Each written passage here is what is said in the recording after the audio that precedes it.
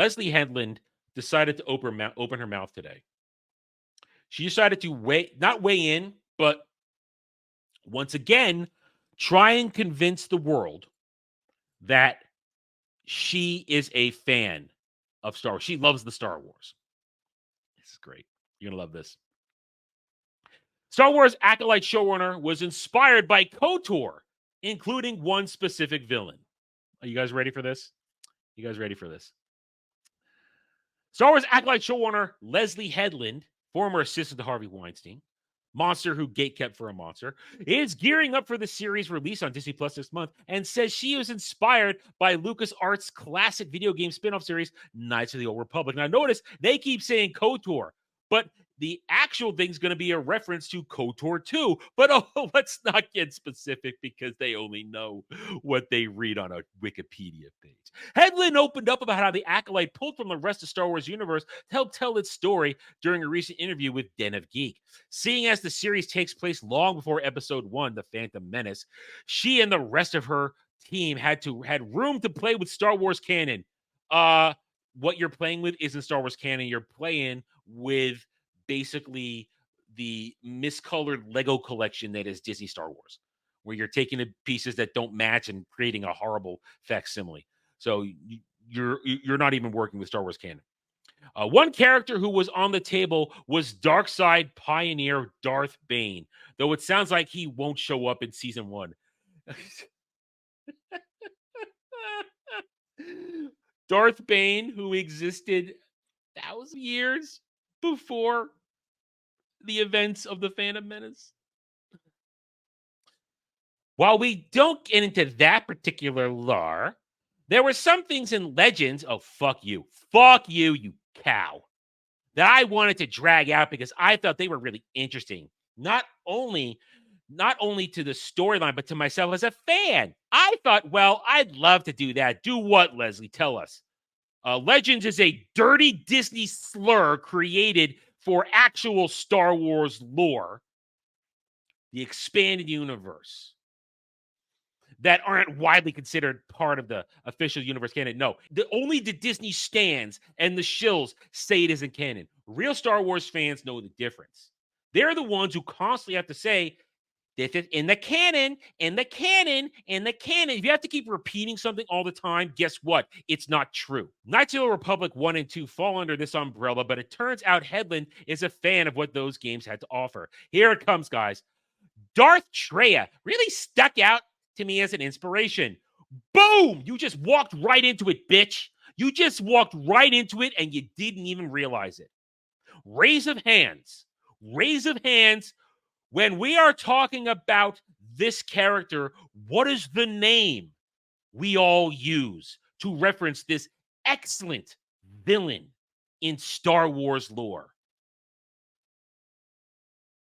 Give you 5 count. Kreia. We never use her Sith name, Traya.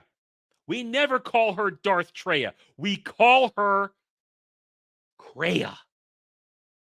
That is what we call her. So Leslye Headland, in an attempt to try and pretend to be a Star Wars fan, revealed while trying to say, I love KoTOR. I love KoTOR. I love Darth Traya. Nobody who loves KoTOR 2 calls her Darth Traya.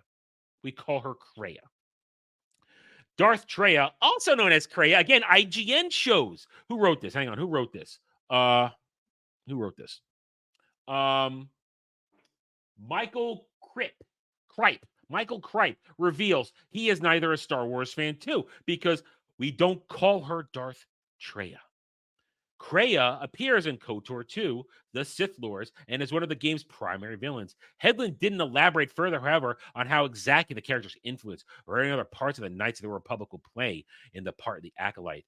The D+ series takes place in the High Republic, made up bullshit, and follows emerging dark side powers after a string of Jedi murders. Takes place 100 years before Episode 1. Blah, blah, blah, blah. They just talk about the bullshit of the thing. But that's the thing right here. This is where we have to constantly separate the bullshit from the truth. Leslye Headland, her minions, the people, the shills, the stands around her, are not fans. They don't know real Star Wars. Leslye Headland wouldn't know Star Wars if it sat on her face and farted, because she is not a fan. We remember the famous clip. Tell me, what kind of Star Wars fan are you? I am the type of Star Wars fan that doesn't even have a favorite movie. I just want to live in the universe of Star Wars continually, in perpetuity, forever. So when people are like, what's your favorite Star Wars movie? I'm like, there is no Star Wars movie. There is only Star Wars. I just want to live in Star Wars. I don't have a favorite thing. I just want to live in the world. Live and breathe it. Because there's only the Star Wars. That's all there is. No. No. Just admit you're a goddamn agenda mercenary. That's all you got to do.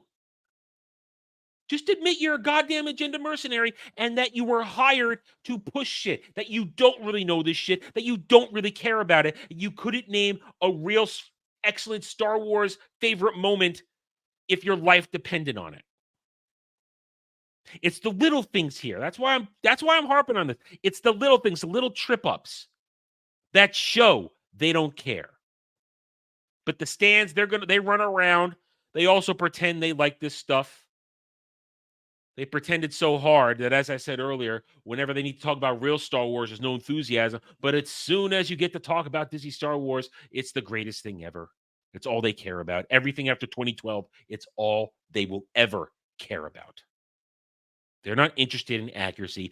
They're the ones who want to live in their little fantasy world that Disney Star Wars is doing well, that it's going to be beloved forever, that it's a thing that's going to actually exist forever. Newsflash, we are a week and a half away from June, and no word on Kathleen Kennedy's contract renewal.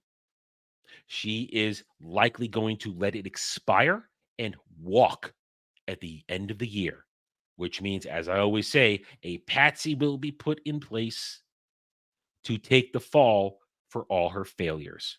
Because remember the Forbes article from last month, Disney Star Wars has not even made back the purchase price that they gave George to ruin his baby. They've made $1.8 billion in net profit. They've made no money. And that's under Kathleen Kennedy's direction. It's under Dave Filoni's influence, under a bunch of other people's retarded, corporate, agenda-driven bullshit desires. Disney Star Wars is a failure. It's populated by people who will say words that they don't know what they mean, not realizing when you say Darth Treya, you're revealing how fake you goddamn are. That you never probably played even a second, a minute of KoTOR or KoTOR 2. I have multiple times. I played it on this very channel. I hate these people. I hate everything Disney Star Wars. There is nothing redeeming about Disney Star Wars, and I will happily roast the hell out of the Acolyte in 2 weeks. You can join me right here.